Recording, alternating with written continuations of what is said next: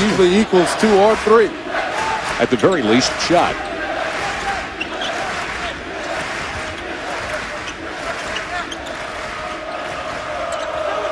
Danny Grant up on the point, and once again the quick hands create the steal. The guy who made the steal pays it off at the other end.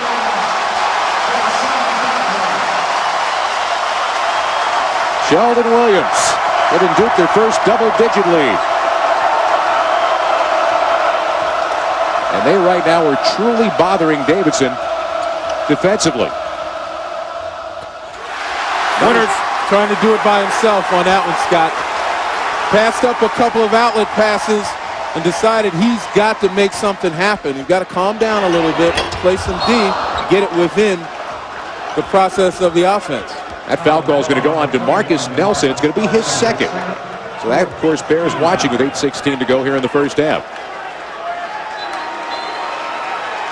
And again, a sense of urgency on the part of Davidson. They're starting to see it slip away.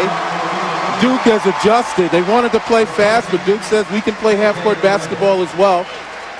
And they've created the open floor turnovers. And one thing, as I mentioned, that Davidson wants to stay away from, and they've been able to convert.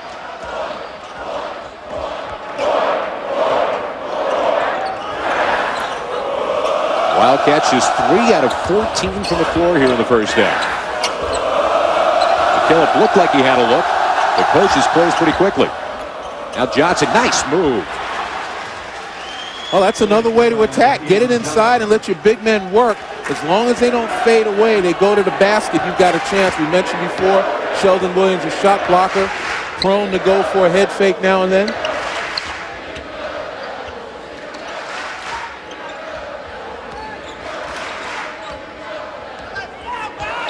Zachary content to slow it down a little bit now for Duke as they try to run the offense.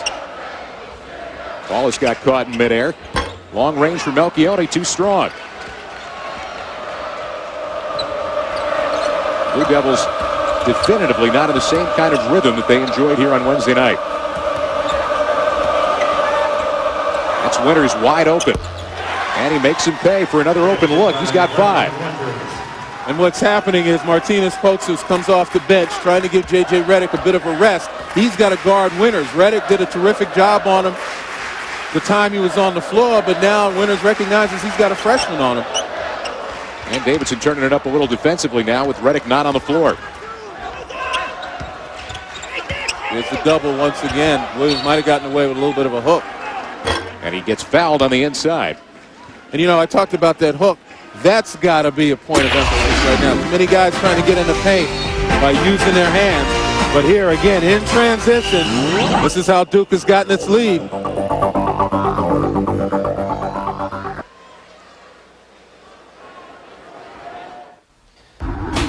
Scott Reese back in the studio. Sanford taking on number 6 Oklahoma, and it's J.R. Merritt's little lefty throw it up and good from about 18 feet, all tied up. And Stanford not faring well at home. The Anteaters of UC Irvine beat the Cardinals 79-63. Scott? Well, there you go. Stanford going down. Here Duke with a 7-point lead, 6:44 to go in the half. And the Blue Devils get hit for another personal foul. I'll tell you what, the defense of Davidson, you mentioned it before, that they've started to step it up a notch. Again, continually putting pressure down low, not allowing the ball to get down in there and double teaming when it does. There's Winters off balance, but he has been money when he has taken a shot here tonight. 7 first half points, and all of a sudden Davidson back within 5. And that's what I mentioned. When you shoot the 3 that well and you got an explosive scorer like Brendan Winters, if you can make a couple of stops and get some good looks down on the other end, it'll work. And have a hard time stopping that kind of position inside for Sheldon Williams, who now has 8. And that's good recognition by Duke. Davidson kind of called off the dogs inside, and Williams had a one-on-one situation. Duke exploited it right away. Another backdoor cut. This time, Thomas Sander there to pay it off for Davidson. So they are reacting to the aggressive Duke defense by running the back door.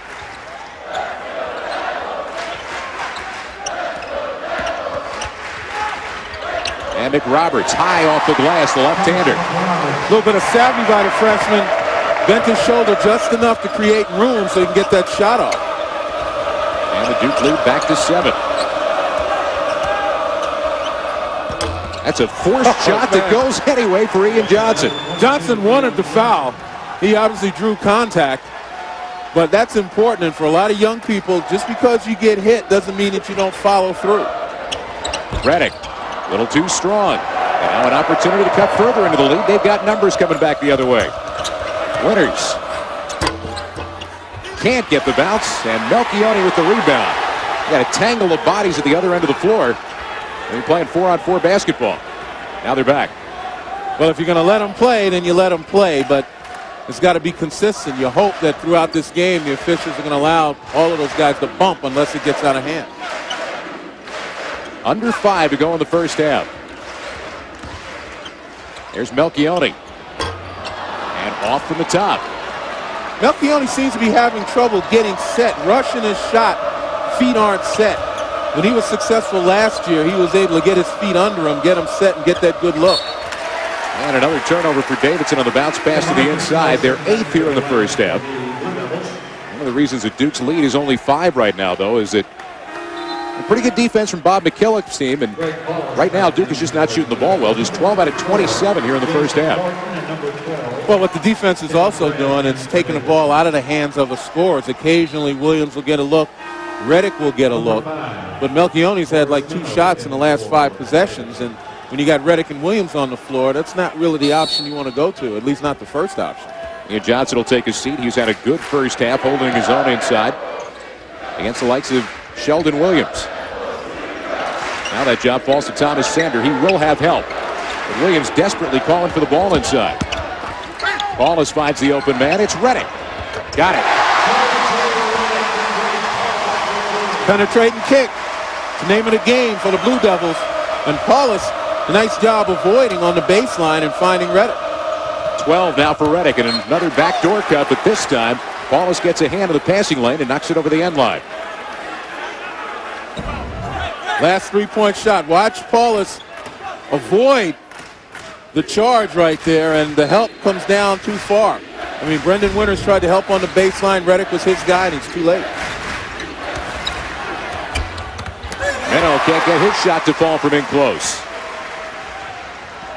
And Duke a chance to stretch it back to double digits again, but first a foul call. Kenny Grant running down the floor. Well, the ball back over to Duke when we come back. 3:54 to go in the first half. The number 1 Blue Devils by 8. Scott Reese back in the studio. Coming up on the halftime report, we'll have all your highlights from rivalry week in college football, including Ohio State, Michigan, with a possible BCS bid on the line. Also Auburn, Alabama, and a stunner on the college hardcourt as Stanford trips up in its opener against UCLA. We'll see it happen. Well, a big day of college football, and of course now college basketball as well. Number 1 team in the country, leading it by 8, under 4 minutes to go in the half. And Reddick can't get it to fall. The best free throw shooter in NCAA history will go to the line to shoot 2.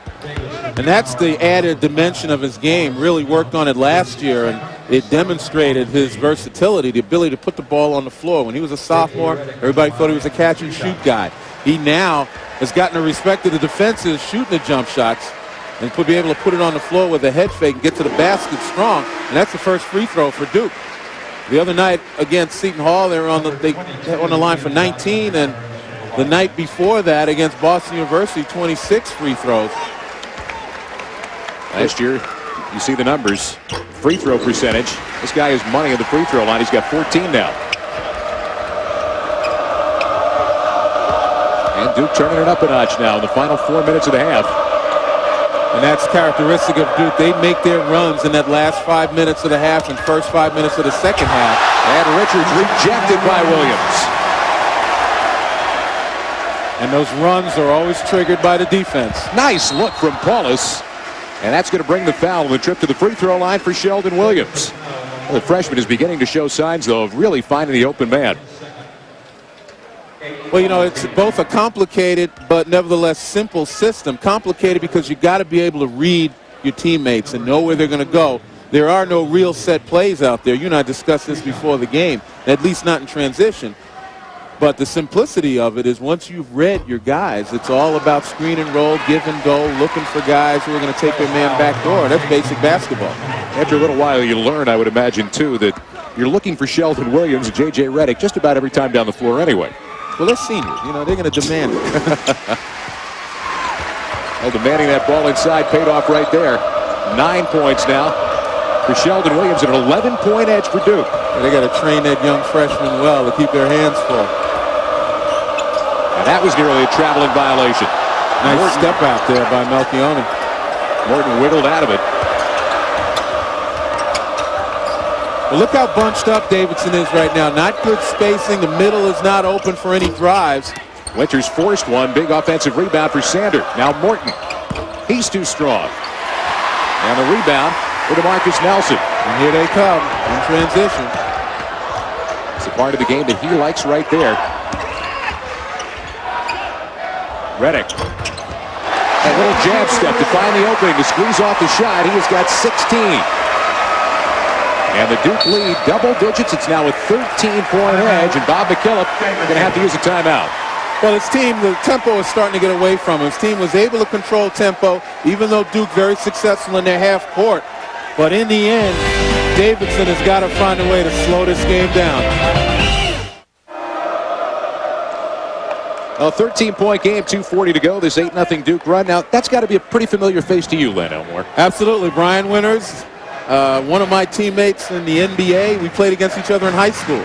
Power Memorial versus Archbishop Malloy. Brian was a great New York City high school player, two-time All-NBA player. So you know Brendan Winters, his skill is in his genes, not to mention the hard work he puts in.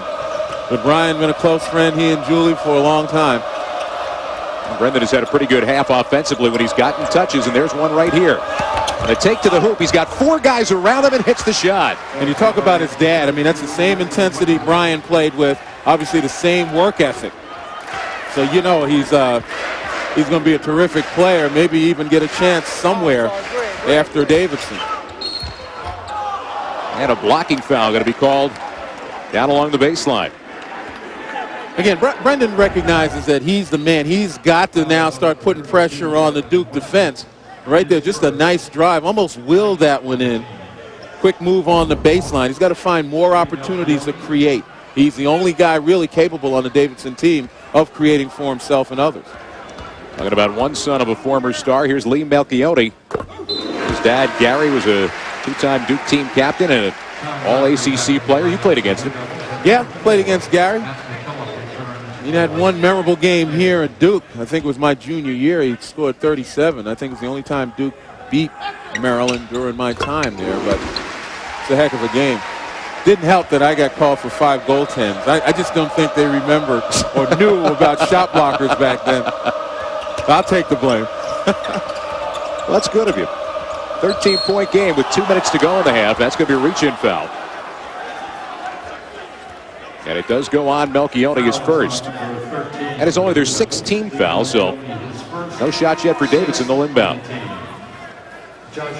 Mike just barking at the official. You know, he's going to make sure that they're on their toes. If they miss one, he'll remind them. And if they call a bad one, he'll critique them. Putting it mildly. I would imagine putting it very mildly. Once again, that's something that a little work now can pay great dividends sometime later on in the second half. 5 seconds.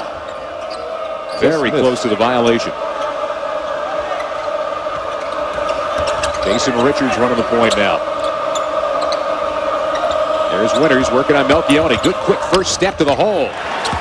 And the reverse lane for Winters, who now has 11. And I think Davidson has found a bit of a combination right now with Melchione guarding Winters. They freed him up on the baseline twice now, bringing the low post guys up high and leaving that baseline free for Winters to drive. Trying to play the 2-man game now. Redick. The soft flare to the baseline. Can't get it to fall. And the hands of the freshman, McRoberts, keep it alive. Quick penetration. No finesse right there. A straight power move from Sheldon Williams. He's got double figures. And that's persistence on the penetrating kick. Didn't have it the first time. They tried it again and again until they finally got a good shot inside. Again, we talk about Brendan Winters. Look at Melchione, naked on the baseline. No help whatsoever until it's too late. Williams comes down from the top as he was drawn out top. And there's another penetration. not so much a kick, but a little dish. And Sheldon Williams eats it up. That foul was Sean Dockery's second. And Jason Richards at the line. Hitting on the first. We'll have another try. Richards, sophomore out of Barrington, Illinois. Averaged just a little over 8 minutes per game last year. It already looks like he's going to be getting a lot more time this season. First two of the game for him. And Davidson back within 11 now as we hit the 1 minute mark left in the half.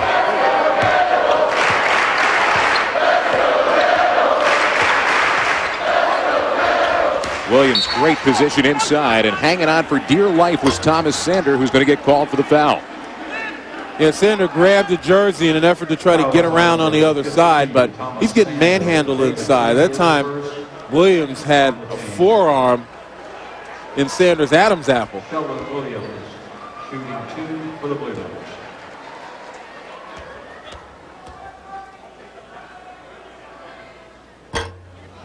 And Williams the miss.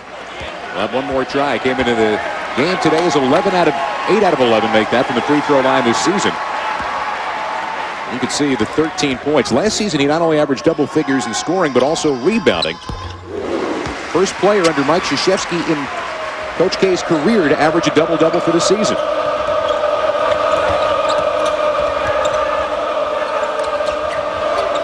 Davidson trying for an answer.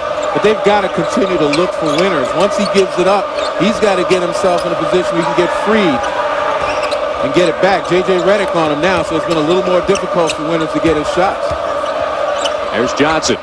Nice move over the freshman. Once again, just does not get the friendly bounce from the rim.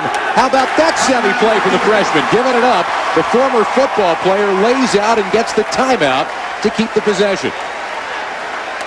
You know, it's at the end of the half, 24.4 seconds. Duke probably will not need that timeout in a critical part of this game because it may not be a critical part. But right there, making the timeout call, you know, nice athletic move to have the presence of mind and the control of body to be able to do it.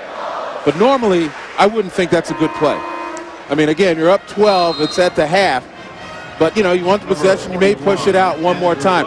Guys too often are in the habit of doing that, calling these timeouts when they don't need it. Well, J.J. Redick has been a story here in the first half, as you would expect. That good shooting touch. And for Redick, been a quick start to the season in terms of getting shot attempts. He's already had 12 of them here in the first half. And 16 first half points. Well, he knows how to get himself open. He uses the screen so well. And he also has now learned to use his dribble well. You know, he's not the quickest of foot, but he's sly. He understands how to get guys off balance, how to cut in front of defenders, cut defenders off, and get to the open spot. And then he elevates, and as sweet as he shoots, he's going to be successful more times than not.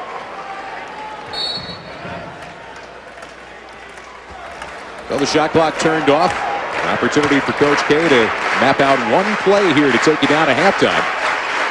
Yeah, that timeout call by Paulus would have been, if it's a close game situation, you know, would have been a little difficult because you might need those timeouts in the second half. But right here, they just want to build on the lead. That's fine. Redick found room to get it away and hit it right before the buzzer at halftime. From long range, J.J. Redick fires it home. He's got 19 in the first half. Well, again, it comes down to just a three that J.J. Redick was waiting for. You knew all along he was going to get that opportunity. And the Cameron Crazies get to celebrate the biggest lead of the game for Duke. They lead it by 15, 41-26 at halftime. Let's take it back to the studio now to Scott Reese. All right, Scott Lynn, thank you so much. The Cameron Crazies enjoying their time. Welcome inside the halftime report, everybody. We'll have a lot of college basketball, including a stunner in Palo Alto. Also, today on the college gridiron. Hey, it's rivalry week. You got Ohio State, Michigan. You got Auburn, Alabama. And, boy, that Penn State game going on right now has ramifications for both of these two teams. We'll let you know what's happening on the flip side. ESPN2's exclusive presentation of college basketball is brought to you by Honda. Introducing the half-ton Ridgeline. Above all, it's a Honda. And PlayStation 2. Live in your world, play in ours.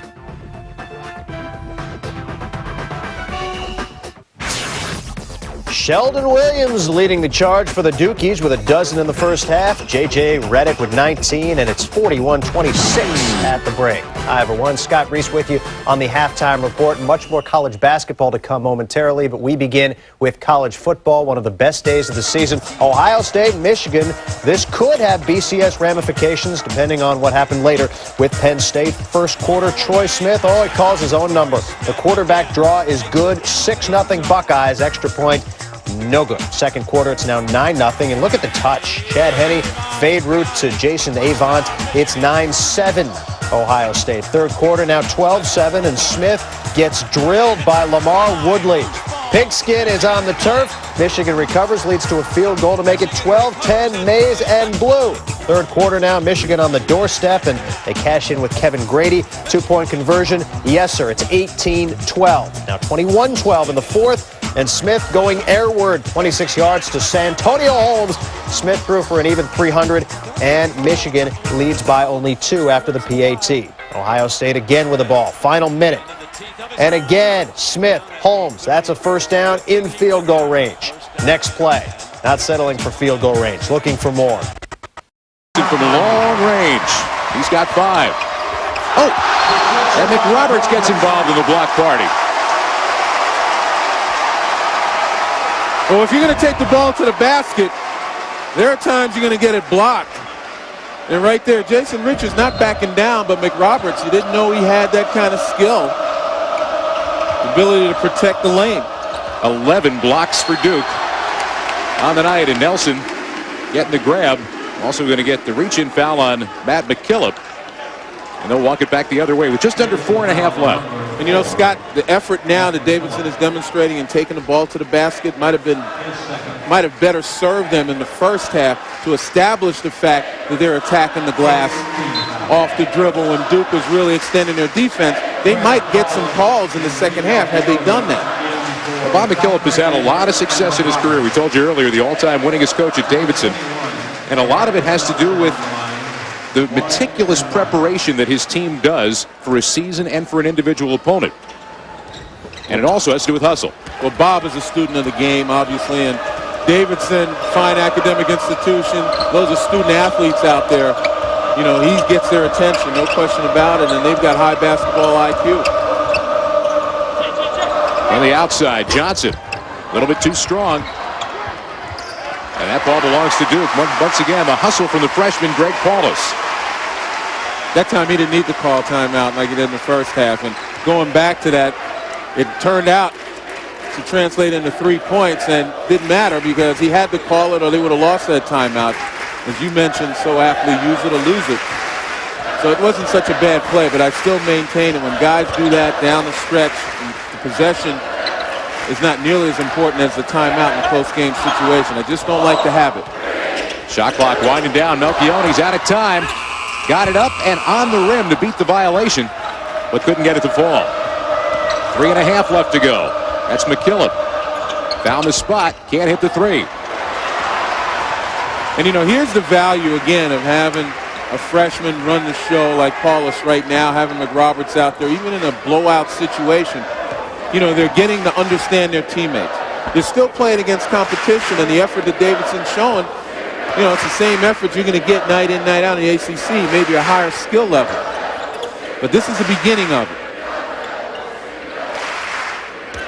Redick, good ball fake to create some space and drain the shot. He's got 29. And for J.J. Redick, it's just shooting practice.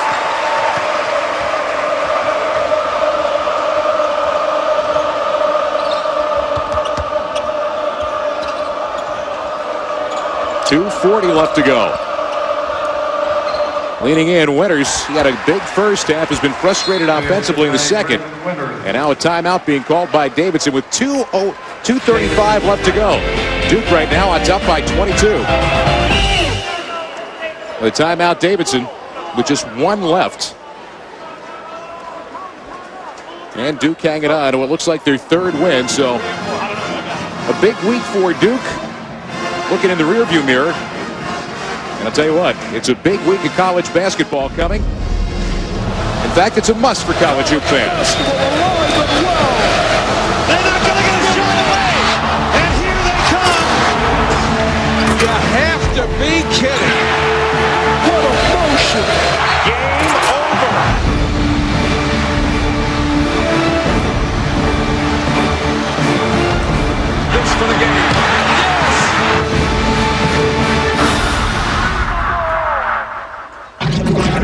7 of the top 10 ranked teams on Feast Week. 27 games this week, and it gets started on Monday. West Virginia, Texas, Kentucky, Iowa, Guardians Classic, part of Feast Week. For more information, log on to ESPN.com. And, of course, the Maui Invitational, Arizona, Kansas, Arkansas, Connecticut. And there is so much basketball coming over this week.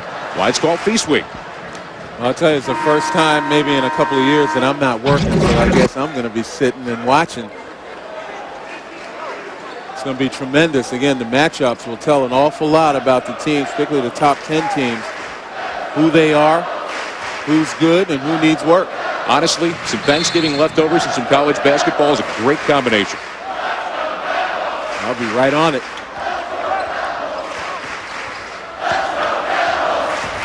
They're still chanting, "Let's go Devils" here, the Cameron Crazies.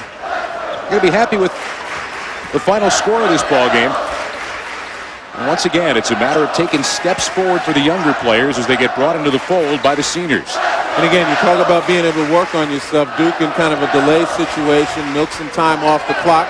Again, it's all about execution and also about mercy. And still, they hit the three. Paulus has hit a pair of those. He's got 6 on the night. He is a very good-looking freshman. And you would think that he's going to have a big part in running this offense as this year goes on. But right now, he's got the luxury of Sean Dockery out on the floor who can run the offense. Paulus is skilled also at putting the ball in the basket, and he is the 2 guard out on this floor right now. And they call a timeout now just to get Redick out of the ball game. And an ovation for Redick as he puts up 29 on the night. And another strong night for the reigning National Player of the Year, and he's going to be a candidate for that honor again. Yeah, he certainly is. Again, I mean, it's been about his consistency as well. 29 tonight. You know, you expected him to have a reasonably good game, again, because of who they were playing. And Davidson, not to take anything away from them, Southern Conference is not the ACC. But J.J. Redick is consistent in that when he plays the top 3 teams, you know, he still is capable of putting these same numbers up.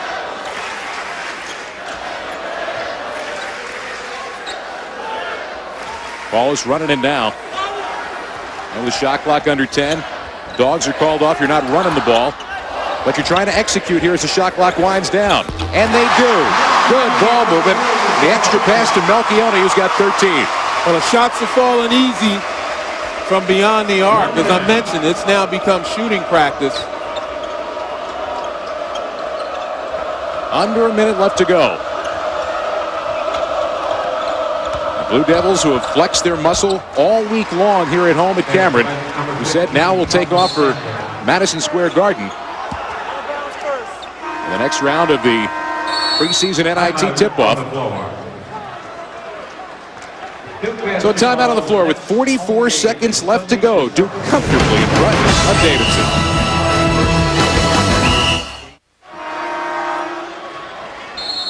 .44 left to go. The chant from the Cameron Crazies moments ago was drive home safely. They feel pretty confident and happy with the outcome of this ball game as Duke is about to go to 3-0 to begin the season. We said Davidson with home games against UMass and St. Joe's, a road game against Charlotte, will take a trip through the Atlantic 10 with their upcoming games. Don't forget, Davidson is a team that is picked to be right there once again in the Southern Conference. In fact, picked once again to win their division going into the year. And as you mentioned, Duke with a trip to Madison Square Garden to play Drexel. They seem sharp enough right now to be able to cut down the nets in the NIT tip-off. Well, they've already done it twice. They'll be looking for their third. Melchione buries a long-range jumper. The only thing in doubt right now is what the final score will be. And on the putback from the freshman, it wouldn't go. So it's going to look like this team dominated perhaps more than they did, but Mike Krzyzewski's squad wins it by 29 tonight. Their 19th straight against the Davidson Wildcats. Our final score, number 1 Duke 84 and Davidson 55. For Len Elmore and our entire crew, this is Scott Graham. Stay tuned. College Game Day Scoreboard is coming up next. This has been a presentation of ESPN2, the worldwide leader in sports.